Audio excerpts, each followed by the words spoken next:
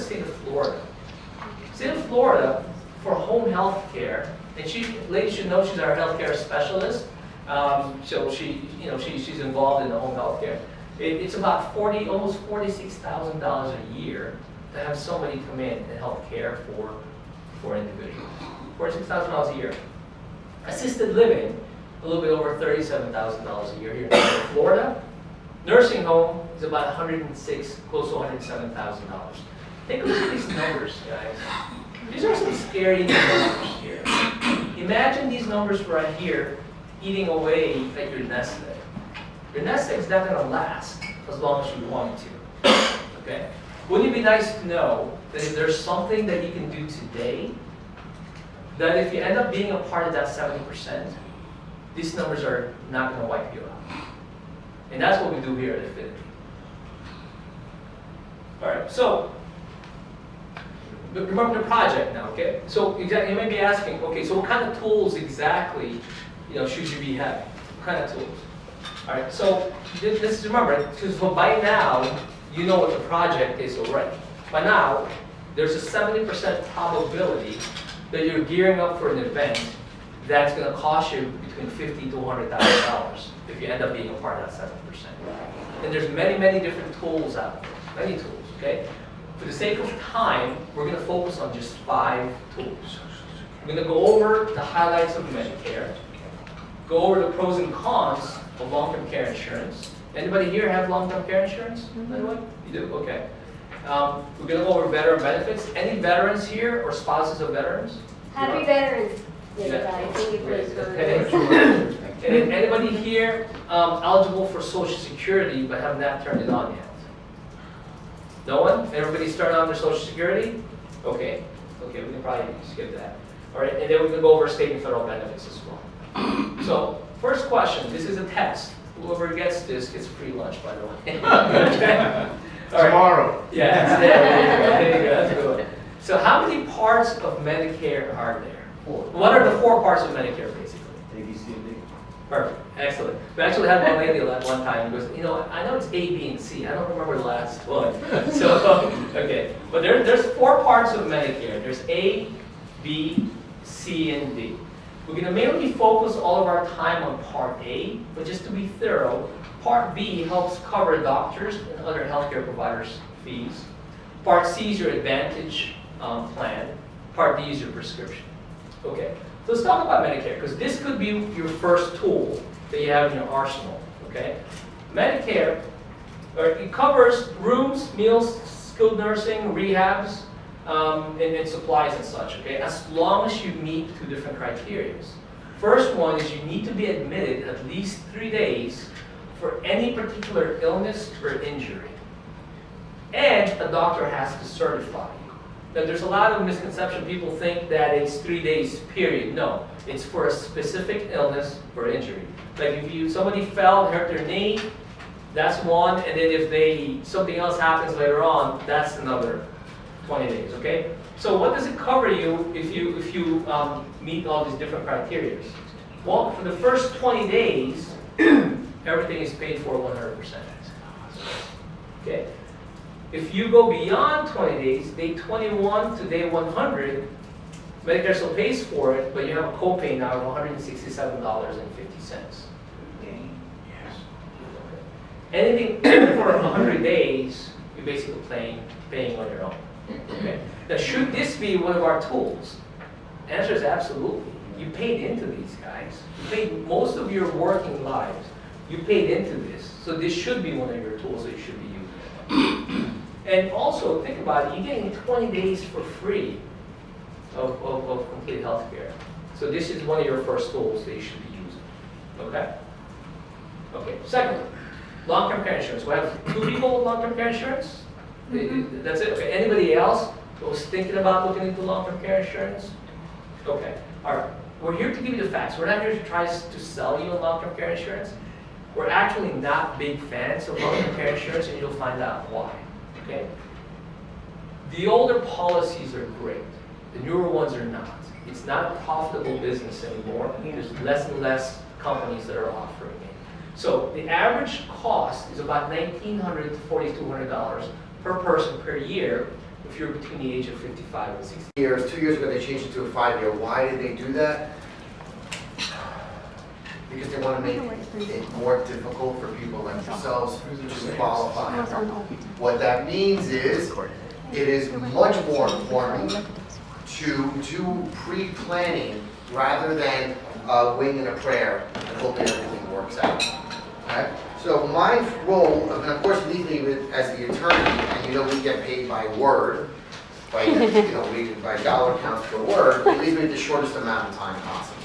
So I'm going to go quickly. There are some slides, but what I really want to highlight here is a couple of things. Advanced directives. We call them advanced directives, okay, because you need them in advance of when the event actually occurs. The other, what it does is it protects you, and it's a directive, and it directs your healthcare providers as to what to do. So what we consider as advanced directives is your power of attorney, the first document, okay? And it basically says, I, Sandra, okay, am giving my husband, John, the powers to step into my financial shoes. Okay, that's the banks, the IRAs, the IRS, to file taxes, all that wonderful stuff. And if something were to happen to John, then I'm going to give it to my son, whose name is? Steve, who will be the advanced power of attorney. Okay, that's all it does. It allows the person to act in your financial shoes. Healthcare surrogate, healthcare power of attorney is the same thing for healthcare decisions. Okay, financial deals with the banks, healthcare deals with the hospitals. Okay, living will is what we used to call the DNRs, the do not resuscitates. Okay, it's whether or not you want to go on life support. We all live in Florida. We may remember the Terry Schiavo fiasco. Yeah. That's what living will is for. Okay.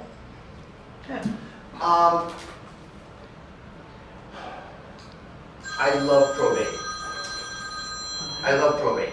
You know why I love probate? You make a lot of money. Because probate pays for Disney trips. Okay? This is why I love probate. If you don't believe me, I'm happy to show you pictures. We have annual passes, gold, platinum annual passes with the water parks and the pictures and everything else. This is why I love probate. Okay?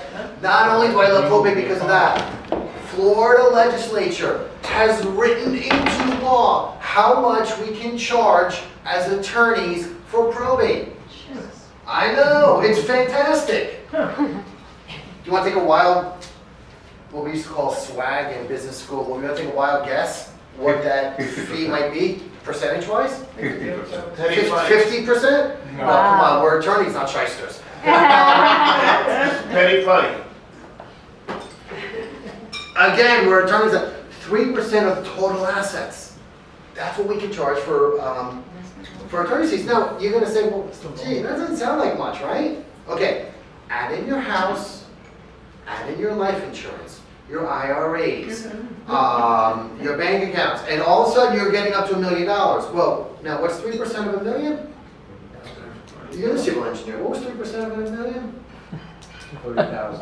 30,000. Thank you, Bill. $30,000. This is why I love probate. Okay? It's fantastic. It is absolutely fantastic. Now, you're going to ask me, okay, you're a very nice man. You're knowledgeable, you're funny. How do I avoid probate, right? That's what you're going to ask me? Right, Sandra, that was on your mind? Virginia, was that on your mind? Right? Was Charles, right? Okay, but I was asking Virginia. I'm Barbara. No, I didn't ask Virginia. Oh, okay. You need it crossed. A will. Very good, Lenore. Why not? Because you still have to go through You probate. still have to, Have very to good. read. I'll give you some bread. That was fantastic. You still have to go through probate. A will still has to go Take through to the probate. Disney World with you. Take it to Disney World. Mike wants to get rid of you already. You still have to go through probate. A will, all it does is tell the judge, these are my intentions in regards to my assets. It does not avoid that trip down to the courthouse. Okay? Do you know what does avoid the trip down to the courthouse? Trust. A trust. Trust. A That's right. trust avoids the trip to the courthouse. Okay? Now, I'm gonna tell you something else why you do not want to go to probate, aside from the Disney trips. There are 3.5 probate judges, and the half is not a midget, okay? It's a semi-retired, okay? That's not a midget. He used to be a full-time probate judge.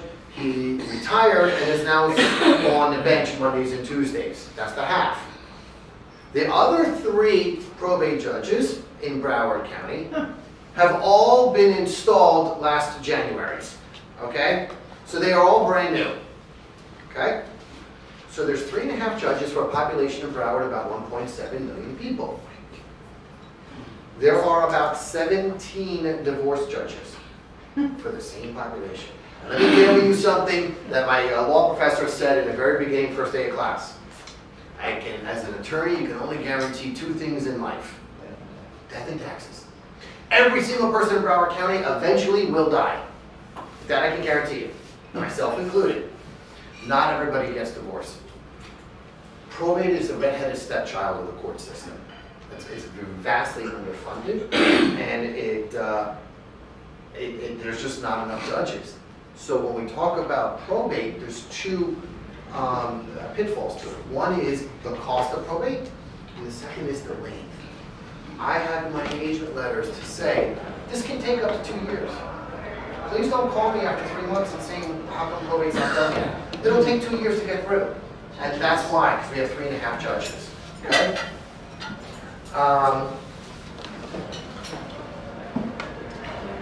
Enrique, right, Enrique?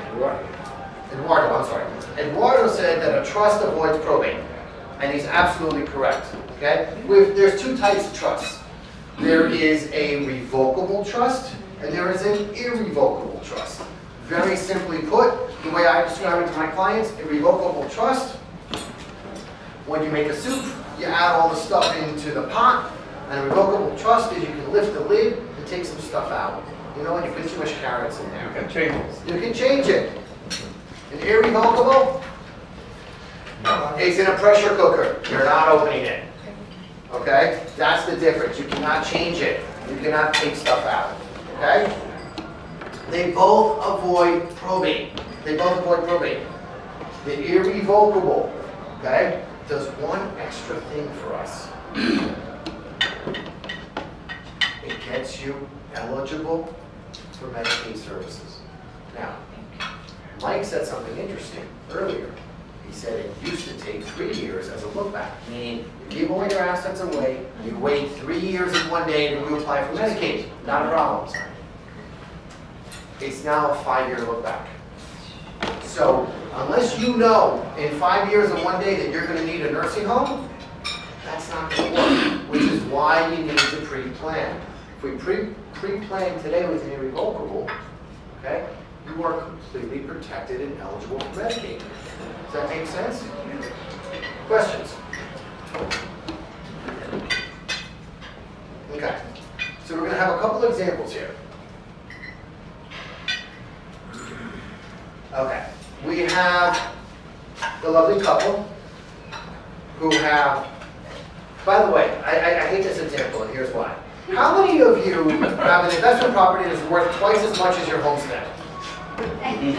Right? Okay, Bill's shaking his head.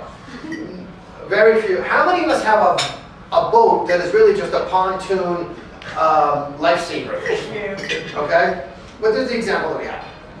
Now, if we did a regular revocable trust, which assets here are protected from a Medicaid standpoint? Ray? Which assets here are protected from Medicaid? A regular revocable. Any that are included? I'm sorry? Any that are included in the trust? Because you can have properties, assets that are not included. Well, assuming they're all in the trust. What are going to be in a regular revocable trust protected from Medicaid? Homestead. Only? Wait. If we put the vacation home in the trust, it's not protected? No. Well, what about the pontoon thing? Well, no? No.